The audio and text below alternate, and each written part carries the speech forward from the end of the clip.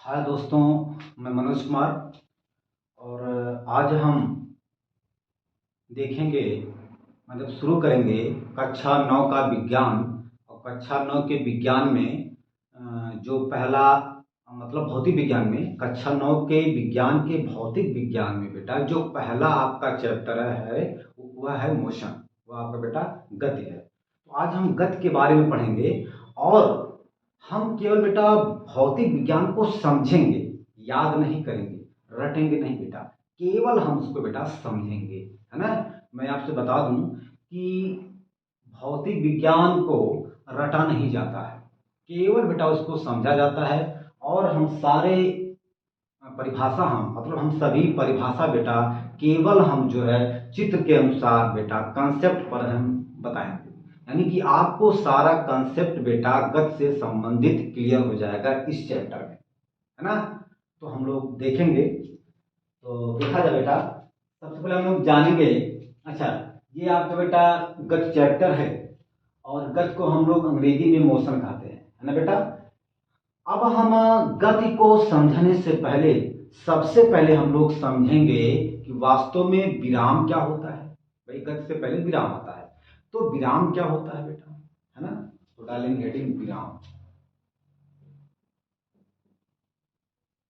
देखिए बेटा, विराम को अंग्रेजी में रेस्ट कहते हैं, रेस्ट। ओके, रेस्ट कहते हैं। मान लीजिए कि कोई एक स्थिर बिंदु है, कोई एक स्थिर बिंदु है, और इस स्थिर बिंदु से 3 मीटर की दूरी पर एक कोई दूसरा बिंदु है, एक कोई बेटा दूसरा बिंदु ए है ना। तो हम जो है देखते हैं कि इस बिंदु ए की स्थिति में कोई परिवर्तन नहीं होता है। मतलब क्या हुआ कि हम इस स्थिर बिंदु के पास कई बार आए गए, मतलब जो है एक बार हम 2 सेकंड बाद आए, फिर हमने देखा कि स्थिर बिंदु से बिंदु ए के बीच की दूरी 3 मीटर ही है। 4 सेकंड बाद फिर हम आए, फिर हम पाते हैं कि स्थिर बिंदु से बिंदु ए के बीच की दूरी 3 मीटर ही है। मतलब कोई बदलाव उसमें बेटा नहीं हो रहा है। मतलब हम फिर जो है 1 घंटा बाद आए, तो फिर हम पाते हैं कि स्थिर बिंदु और ए बिंदु के बीच की दूरी 3 मीटर ही बनी रहती है। तब बेटा इस शर्त में हम कह सकते हैं कि बिंदु ए विराम की स्थिति में है, या बिंदु ए विराम बिंदु है बेटा। ठीक ना, ठीक बेटा, ये विराम की स्थिति है, विराम की बेटा स्थिति है। या इसे, या बेटा इसे हम विराम बिंदु कहते हैं, विराम बिंदु कहते हैं। ठीक बेटा। तो अब हम यहां से विराम की परिभाषा लिख सकते हैं बड़े आसानी के साथ कि किसी स्थिर बिंदु के सापेक्ष, या जब किसी स्थिर बिंदु के सापेक्ष किसी दूसरे बिंदु की स्थिति में समय के साथ कोई परिवर्तन नहीं होता। देखिए, जब किसी स्थिर बिंदु के सापेक्ष किसी दूसरे बिंदु के स्थिति में समय के साथ कोई परिवर्तन नहीं होता है बेटा, तब उस बिंदु को विराम की स्थिति या विराम बिंदु कहते हैं बेटा। लिख लो, जब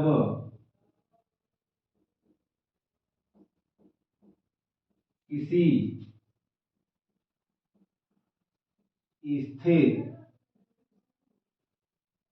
बिंदु के सापेक्ष किसी दूसरे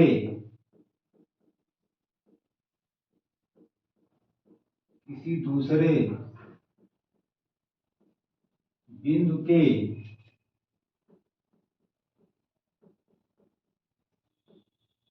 स्थिति में समय के साथ समय के साथ कोई परिवर्तन नहीं होता, कोई परिवर्तन नहीं होता है, तब उस नहीं होता है तो उस बिंदु को विराम बिंदु विराम बिंदु अथवा विराम की स्थिति कहते हैं। विराम की स्थिति कहते हैं बेटा। राइट, ठीक है ना बेटा, इसको नोट करिए, फिर हम आगे चलते हैं। बेटा इसको एक बार फिर हम समझेंगे। हमने आपसे कहा यह स्थिर बिंदु है और स्थिर बिंदु से 3 मीटर की दूरी पर कोई एक दूसरा बिंदु ए है या कोई व्यक्ति ए है। राइट, तो हम जब इस स्थिर बिंदु के पास एक बार आए तो हमने देखा कि इस स्थिर बिंदु से बिंदु ए के बीच की दूरी 3 मीटर है। फिर हम यहां से चले गए। 4 सेकंड बाद फिर हम जब आते हैं स्थिर बिंदु के पास तो फिर हम देखते हैं कि इस स्थिर बिंदु और इस बिंदु ए के बीच की दूरी वही है, मतलब 3 मीटर ही बनी है। फिर हम चले गए। फिर हम 2 घंटा बाद जब हम स्थिर बिंदु के पास आते हैं तब हम फिर वही बात पाते हैं कि स्थिर बिंदु और बिंदु ए के बीच की दूरी 3 मीटर ही यथावत बनी रहती है बेटा। इसका मतलब यह हुआ कि इस ए बिंदु के स्थिति में समय के साथ कोई बदलाव नहीं हो रहा है, कोई परिवर्तन नहीं हो रहा है बेटा। तब हम इस ए बिंदु को विराम की स्थिति अथवा विराम बिंदु कहते हैं बेटा। तो हम इस बात को यहाँ पर लिख दिए हैं, जब किसी स्थिर बिंदु के सापेक्ष किसी दूसरे बिंदु के स्थिति में समय के साथ कोई परिवर्तन नहीं होता है तो उस बिंदु को विराम बिंदु अथवा विराम की स्थिति कहते हैं बेटा। ये आप इसको नोट कर लीजिए, फिर इसके बाद हम आगे चलते हैं। अब हम इसके बाद देखेंगे कि गति क्या होता है। बेटा इसको नोट करो पहले, फिर हम गति के बारे में आपको समझाते हैं। बेटा हो गया, चलो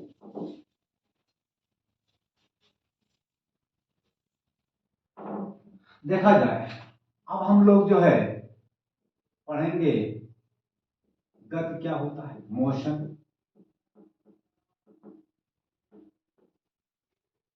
बेटा इसको हम चित्र की सहायता से समझेंगे। देखा जाए, मान लीजिए कि मेरे पास कोई एक स्थिर बिंदु है या कोई स्थिर बिंदु है और इस स्थिर बिंदु से मान लीजिए कोई एक व्यक्ति ए है और इस व्यक्ति ए की स्थिर बिंदु से दूरी मान लेते हैं 3 मीटर है। फिर कुछ सेकंड बाद हम पाते हैं कि इस बिंदु ए मतलब इस व्यक्ति या बिंदु ए की दूरी स्थिर बिंदु से 5 मीटर हो जाती है। मान लीजिए कि 2 सेकंड बाद इस बिंदु या इस व्यक्ति की दूरी स्थिर बिंदु से 5 मीटर हो जाती है। फिर बेटा 5 सेकंड बाद हम पाते हैं कि इस स्थिर बिंदु से इस व्यक्ति ए की दूरी जो है वो बेटा 7 मीटर हो जाती है ना, ठीक है ना। तो यहाँ हम बेटा देख रहे हैं कि जैसे जैसे समय में परिवर्तन हो रहा है, जैसे जैसे समय में बदलाव बेटा हो रहा है, वैसे वैसे इस बिंदु या इस व्यक्ति ए के स्थिति में भी परिवर्तन हो रहा है। बिंदु ए के पोजीशन में बदलाव हो रहा है बेटा। तो अब हम कहेंगे कि यह बिंदु ए या यह व्यक्ति ए गति की अवस्था में है। जैसे मान लीजिए कि मैं यहाँ पे खड़ा हूं, 2 सेकंड बाद हम यहां चले गए, 3 सेकंड बाद हम यहां चले गए। बेटा हमारे स्थिति में परिवर्तन हुआ है बेटा। इसका मतलब यह हुआ कि हम गति की अवस्था में हैं। अगर हम बेटा गति की अवस्था में नहीं होते तो हमारे स्थिति में कोई परिवर्तन बेटा नहीं होता है। देख लीजिए, समय के साथ इस व्यक्ति ए या बिंदु ए में ए के स्थिति में परिवर्तन हो रहा है बेटा इस स्थिर बिंदु के सापेक्ष। तो हम कहेंगे कि यदि किसी स्थिर बिंदु के सापेक्ष किसी दूसरे व्यक्ति या बिंदु के स्थिति में समय के साथ परिवर्तन होता है बेटा, तो उसे हम लोग गति कहते हैं, है ना। यदि किसी स्थिर बिंदु के सापेक्ष किसी दूसरे बिंदु या व्यक्ति के स्थिति में समय के साथ परिवर्तन होता है तो उसे हम गति कहते हैं बेटा। तो नोट कर लें बेटा, नोट कर लें। यदि किसी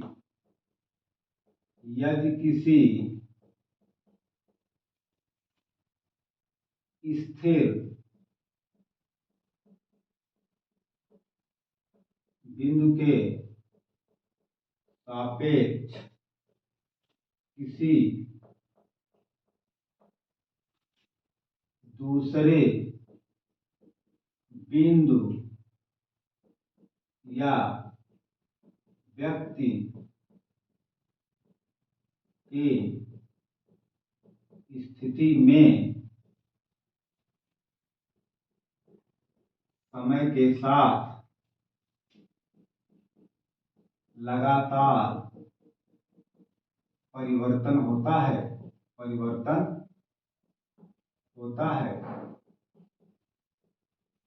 तो उसे बेटा गति कहते हैं बेटा। इसको नोट करो। फिर हम अब चलेंगे दूरी को देखेंगे, है ना। तो देखिए वास्तव में दूरी क्या है। देखिए गति को और बेहतर ढंग से समझाने के लिए या समझने के लिए भौतिक विज्ञान में कुछ भौतिक राशियां और होती हैं बेटा। वे भौतिक राशियां हैं दूरी, विस्थापन, चाल, वेग, है ना, समय बेटा, त्वरण। ये सभी भौतिक राशियां जो हैं गति को और बेहतर ढंग से समझाती हैं बेटा। तो अब हमें इन सब के बारे में बारी बारी से पढ़ना है, देखना है बेटा। सबसे पहले हम लोग पढ़ेंगे दूरी के बारे में, है ना बेटा। आप इसको पहले नोट करिए। हो गया। चलो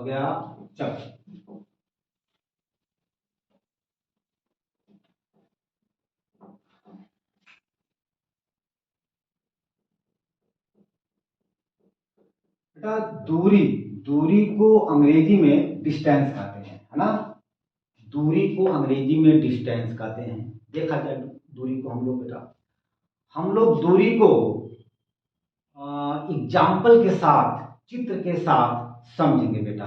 और हम कंसेप्ट भी उसमें देखेंगे और उस कंसेप्ट पर हम जो है या उस बेटा चित्र पर हम जो है ना, हम दूरी की परिभाषा अपने शब्दों में बड़े आसान शब्दों में बेटा उसको हम कहेंगे, बनाएंगे, देखेंगे, है ना बेटा। हमने आपसे पहले कहा कि हमें याद नहीं करना है, हमें केवल बेटा भौतिक विज्ञान को समझना है और हम उस एग्जाम्पल की सहायता से हम सारी भौतिक राशियों को समझ सकते हैं, परिभाषा बता सकते हैं ना। तो बेटा हमने आपसे कहा कि हम अपने शब्दों में मतलब हम उसके कंसेप्ट को समझने के बाद हम अपने शब्दों में उन राशियों को बेटा परिभाषित करेंगे। जैसे मान लीजिए आपका दूरी है तो बेटा देखा जाए दूरी क्या है। मान लीजिए कि ये हमारे कोई मित्र हैं, है ना, और ये हमारे मित्र जो है 3 मीटर की दूरी तय किए तो यहाँ पहुंच गए।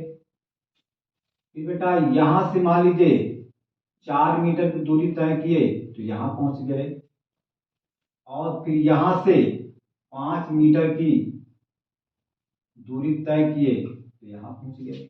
जैसे हमारे मित्र यहाँ पर बेटा पहुंचे तैसे इस हमारे मित्र से हमसे मुलाकात हो गई। मतलब जैसे ही हमारे मित्र यहाँ पर पहुंच गए बेटा उसी समय हम भी यहाँ पर पहुंच गए। तो तुरंत हमने अपने मित्र से पूछा ये बताइए आप कहाँ से आ रहे हैं। तो हमारे मित्र ने उत्तर दिए कि हम 12 किलोमीटर दूरी से आ रहे हैं, मतलब हम 12 किलोमीटर दूर से आ रहे हैं। देखा है ना? तो ये उत्तर दिए कि हम 12 किलोमीटर दूरी तय करके आए हैं। ठीक बेटा, तो यही 12 किलोमीटर दूरी जो है बेटा, ये 12 किलोमीटर है बेटा, इसी को हम लोग दूरी कहेंगे। वास्तव में दूरी क्या है?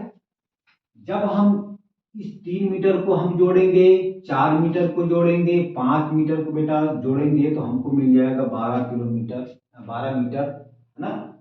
12 मीटर बेटा, 12 मीटर, है ना?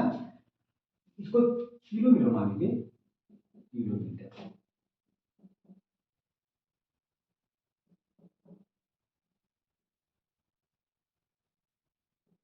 ठीक है? तो हमारे मित्र 3 किलोमीटर की दूरी तय किए, इसके बाद 4 किलोमीटर की दूरी तय किए, इसके बाद 5 किलोमीटर की दूरी तय किए। तो जब हमारे मित्र 5 किलोमीटर की दूरी बेटा तय किए, तो उसी समय हमसे इनकी मुलाकात हो गई। तो हमने अपने मित्र से तुरंत पूछा कि हमारे प्रिय मित्र, आप कहाँ से आ रहे हैं? तो हमारे मित्र ने उत्तर दिए कि हम 12 किलोमीटर दूर से आ रहे हैं, दूरी से आ रहे हैं बेटा। तो यही 12 किलोमीटर क्या हो गया बेटा? दूरी।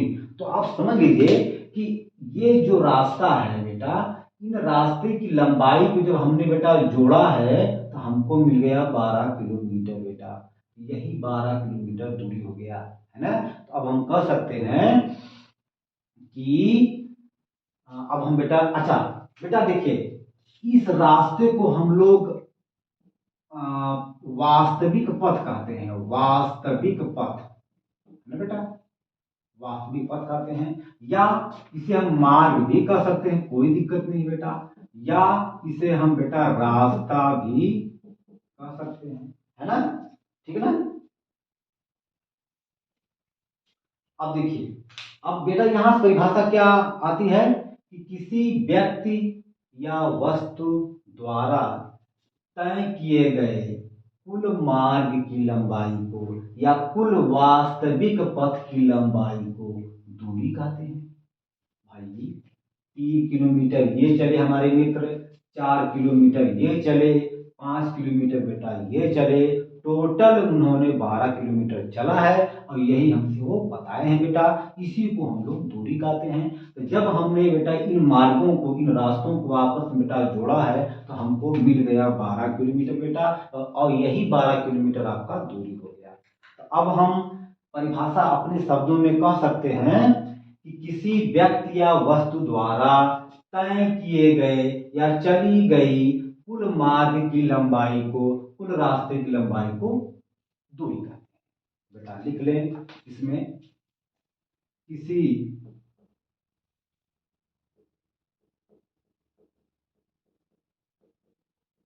व्यक्ति या वस्तु द्वारा तय किए गए कुल मार्ग की लंबाई को दूरी कहते हैं, दूरी कहते हैं। ठीक बेटा?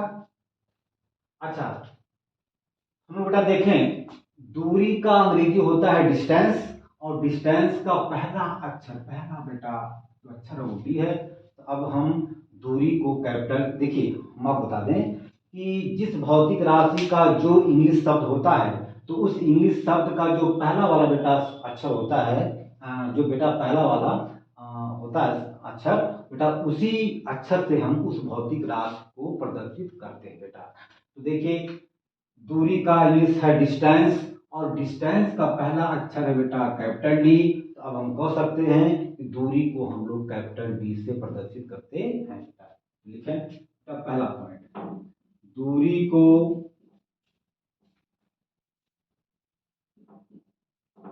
कैपिटल डी से प्रदर्शित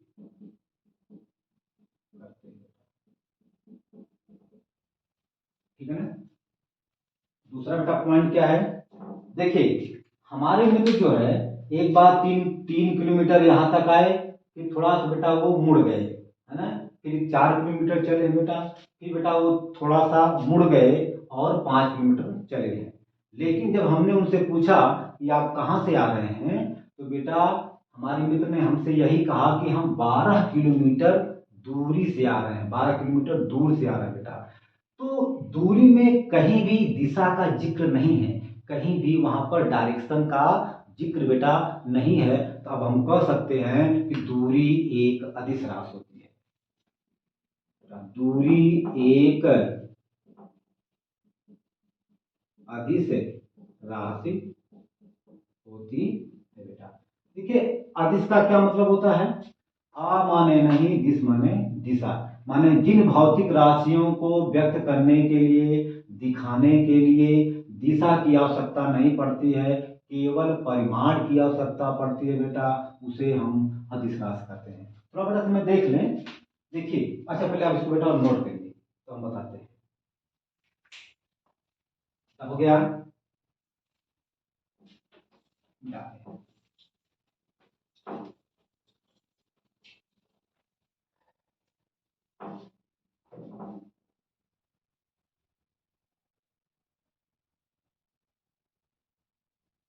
देखा बेटा, देखा जाए।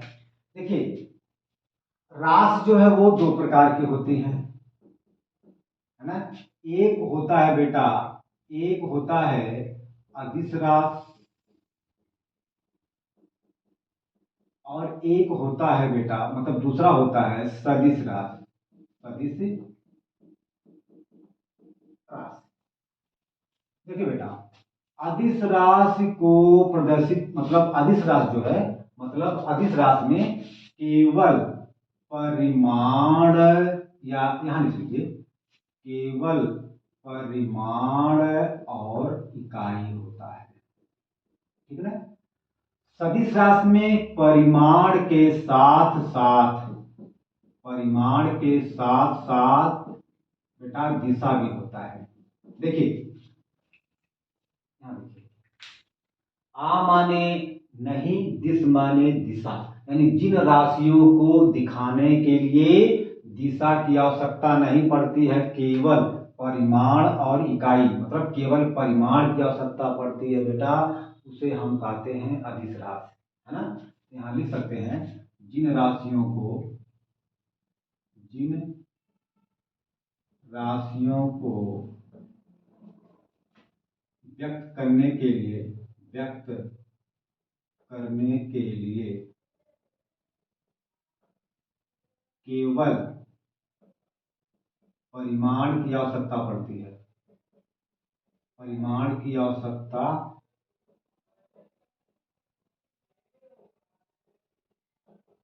पड़ती है, दिशा का नहीं, दिशा का नहीं, उसे उसे अदिश राशि कहते हैं, उसे बेटा अदिश राशि कहते हैं, है ना। जैसे ना आप दूरी ले सकते हो, जैसे बेटा दूरी हो जाए, अभी आपने देखा दूरी को व्यक्त करने के लिए, है ना, दिशा की आवश्यकता नहीं पड़ती है। अभी हमने आपसे बेटा यहाँ पर कहा था कि 12 किलोमीटर हमारे मित्र बेटा चले, तो 12 किलो, तो 12 जो बेटा है यह परिमाण होता है, यानी कि जो संख्यात्मक मान होता है बेटा, जो मान संख्या के रूप में होता है, जो मान संख्या होता है बेटा, उसको हम लोग परिमाण कहते हैं, और ये किलोमीटर बेटा है इसे हम लोग इकाई कहते हैं। आप देख सकते हैं कि दूरी एक अदिश राशि है, और दूरी को व्यक्त करने के लिए है दिशा की आवश्यकता नहीं पड़ती है। लेकिन बेटा अगर हम कह दें, है ना, कि ये बेटा इसमें क्या होता है देखा जाए, सा माने साथ, दिस माने दिशा, माने जिन राशियों को दिखाने के लिए या व्यक्त करने के लिए दिशा के साथ साथ परिमाण की आवश्यकता पड़ती है, यानी कि परिमाण के साथ साथ दिशा का भी आवश्यकता पड़ती है बेटा, उसे हम लोग सदिश राशि कहते हैं। तो लिख सकते हैं जिन भौतिक राशियों को, या जिन राशियों को, जिन राशियों को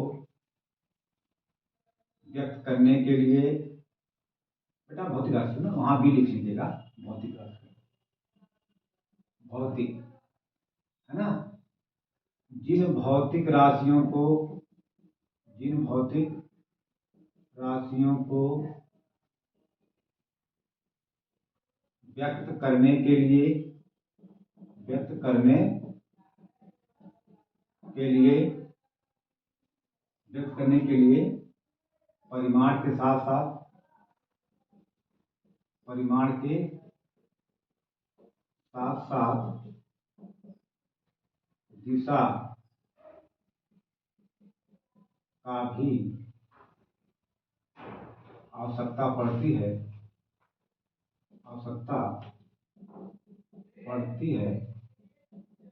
उसे सदिश राशि कहते हैं। उसे बेटा सदिश राशि कहते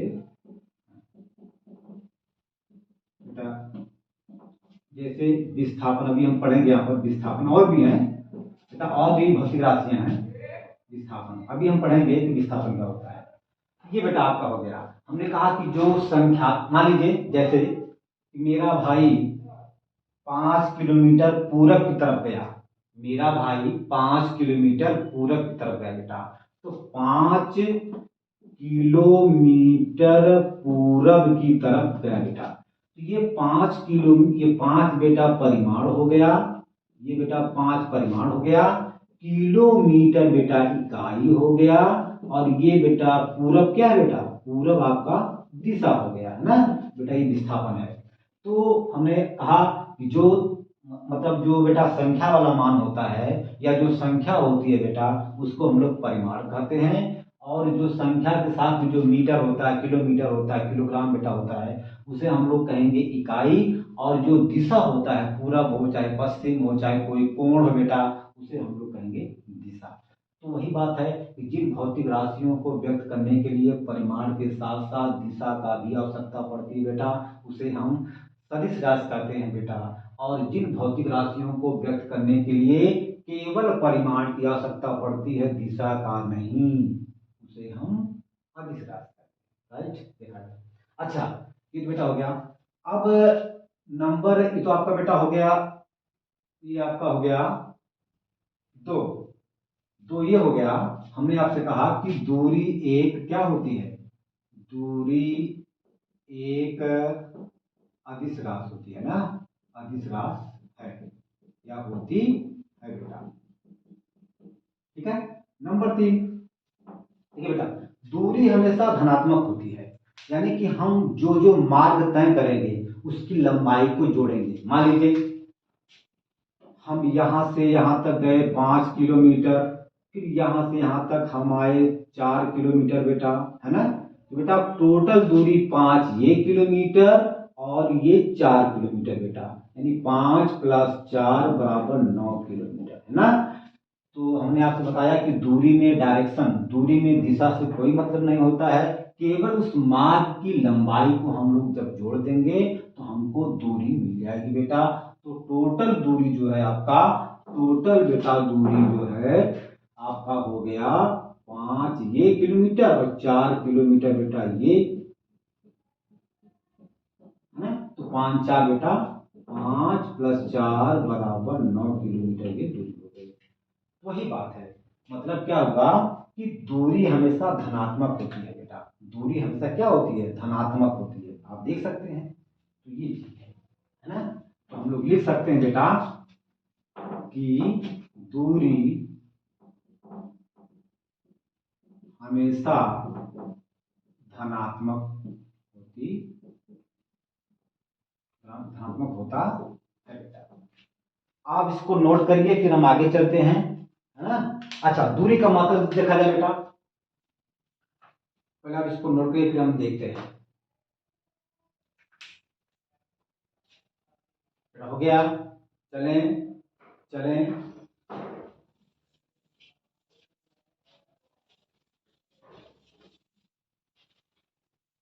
देखिए बेटा, किसी भी भौतिक राशि का को मापने के लिए या मात्रक बेटा, उसमें 3 पद्धति होती है। किसी भी भौतिक राशि के मात्रक को बताने के लिए या उनको मापने के लिए बेटा 3 भौतिक राशियां, 3 पद्धतियां बेटा होती हैं, है ना।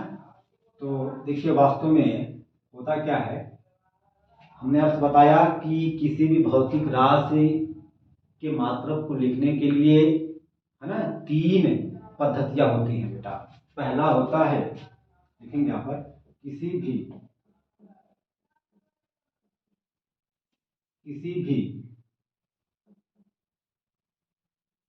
भौतिक राशियों को मापने के लिए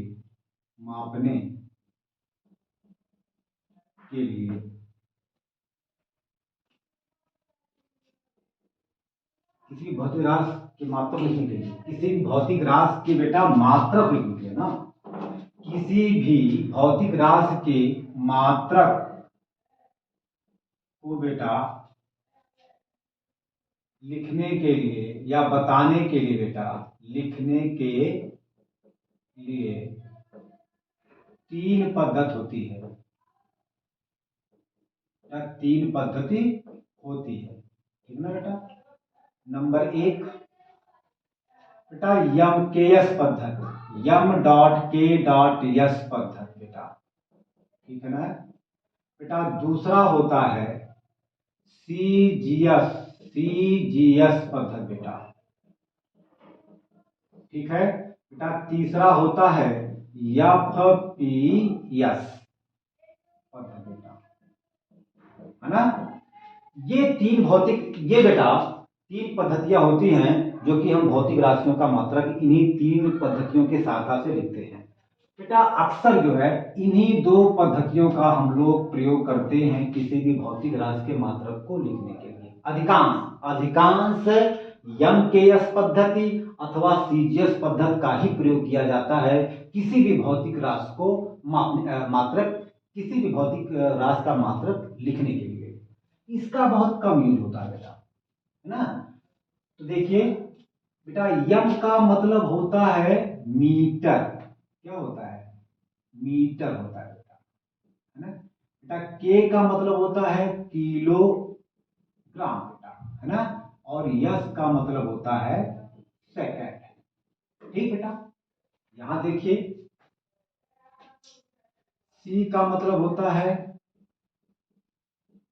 सेंटीमीटर, जी का मतलब बेटा होता है ग्राम, और यस का मतलब होता है सेकंड, राइट बेटा। यफ का मतलब होता है फुट, पी का मतलब होता है पाउंड, यस का मतलब बेटा होता है सेकंड, राइट।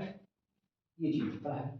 तो हम लोग अक्सर 2 ही पद्धत राशियों का प्रयोग करते हैं किसी भी भौतिक राशि के मात्रक को बताने के लिए। तो हम लोग बेटा लिखेंगे अब तीसरा वाला। क्या था बेटा? तीसरा था कि चौथा था? हाँ?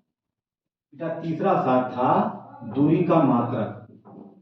दूरी का मात्रक बेटा, देखिए दूरी का मात्रक हम लोग अगर यम के एस पद्धति में बेटा लिखेंगे, अगर हम लोग यम के एस बेटा पद्धति में लिखेंगे, बेटा यम के एस पद्धति में मीटर होता है, मीटर होता है बेटा, है ना, ठीक है ना।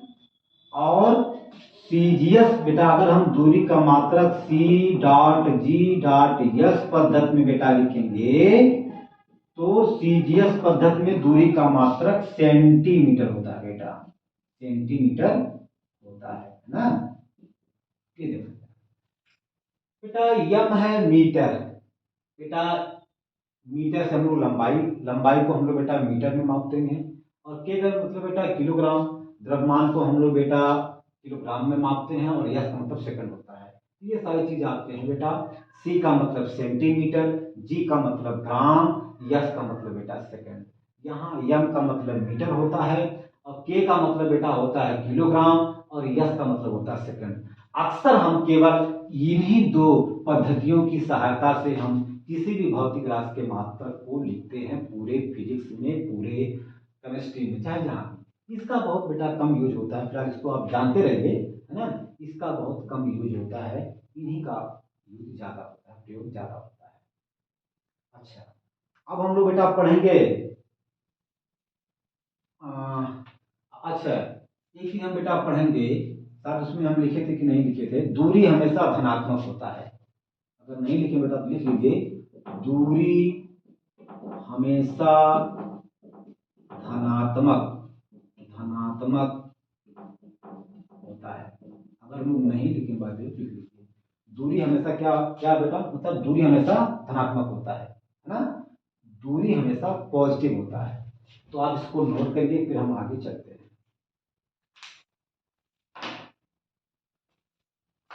तो बेटा अब हम पढ़ेंगे विस्थापन के बारे में, विस्थापन क्या होता है ना।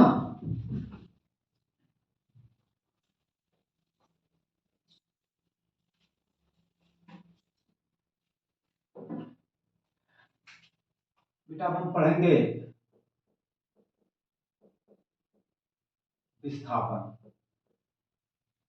देखिए, विस्थापन को अंग्रेजी में डिस्प्लेसमेंट कहते हैं। विस्थापन को अंग्रेजी में बेटा डिस्प्लेसमेंट कहते हैं। तो हम लोग यहाँ लिख सकते हैं DISPLACEMENT।